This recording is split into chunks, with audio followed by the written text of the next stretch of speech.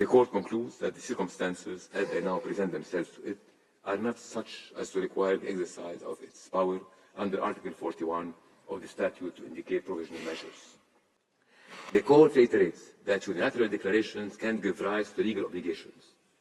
Interested states may take cognizance of unilateral declarations and place confidence in them, and are entitled to require that the obligation thus created be respected.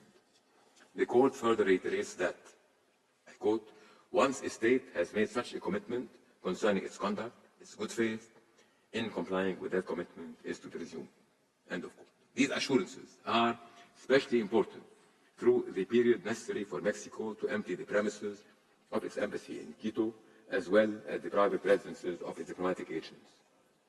The Court is of view that the assurances by the agents of Ecuador on behalf of his government, which were given publicly before the Court and were formulated in an unconditional manner, are binding and create legal obligations for the respondent. In light of all the foregoing, the Court considered that there is at present no urgency, in the sense that there is no real and imminent risk of irreparable prejudice to the rights claimed by the applicant. The Court observes that the conditions for the indication of provisional measures identified in its jurisprudence are cumulative. Therefore, having found that one such condition has not been met, the Court is not required to examine whether the other conditions are satisfied. The Court concludes that the circumstances as they now present themselves to it are not such as to require the exercise of its power under Article 41 of the statute to indicate provisional measures. The Court nonetheless deems it necessary to emphasize the fundamental importance of the principle enshrined in the Vienna Convention on Diplomatic Relations.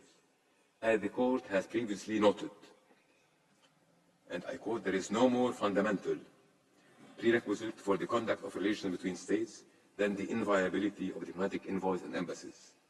It leaves unaffected the right of the government of Mexico and Ecuador to submit arguments in respect of those questions. I shall now read out the operative part of the order.